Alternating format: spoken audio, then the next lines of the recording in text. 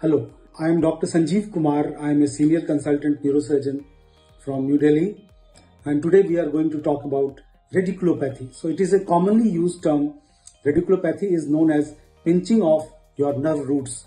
So your nerve roots basically arise from the spine, and in the context of low back pain, basically they arise from the lumbar part of the spine.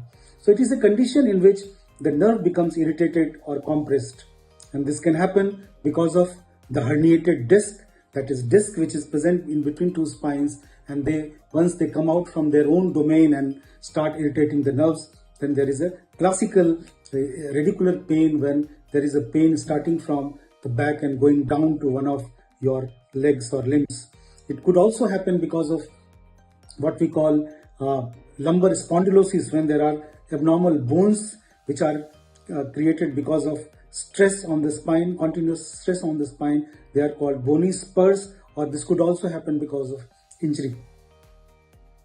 The classical description is pain which is sharp, tingling. There could be associated numbness or weakness also. So weakness is something that develops later on. So weakness, but initially there is classical irritation of the nerve leading to the pain which follows the path of that nerve root. Classically, this is also known as sciatica. So most common variety of radicular pain is sciatica, when the sciatic nerve is irritated in the course of the lower limb. It often worsens with certain movements or position. So if you experience all these symptoms, that is symptom of pain in the back or maybe pain in the neck, which goes down to one of the limbs.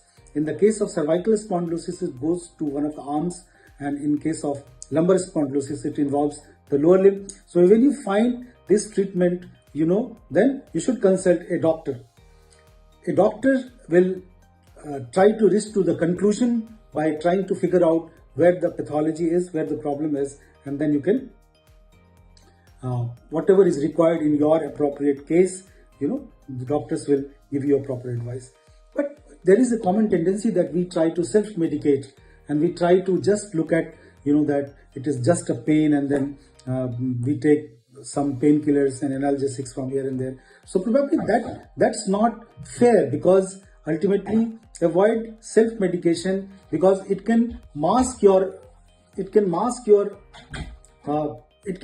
symptoms, and you can while the disease is progressing from inside, and you can have, by the time you finally become serious about it, then the weakness develops. And once the weakness develops, or maybe when there is, involvement of bladder or bowel, urinary symptoms start appearing, then prognosis is not good. So there is a good news for you, that if you consult a doctor at the right time, then he is the best person to advise you, and then you can be relieved of your complication. Please do not ignore the symptom, and you can take the first step of consulting your neurosurgeon, your proper doctor for this kind of diseases. Thank you.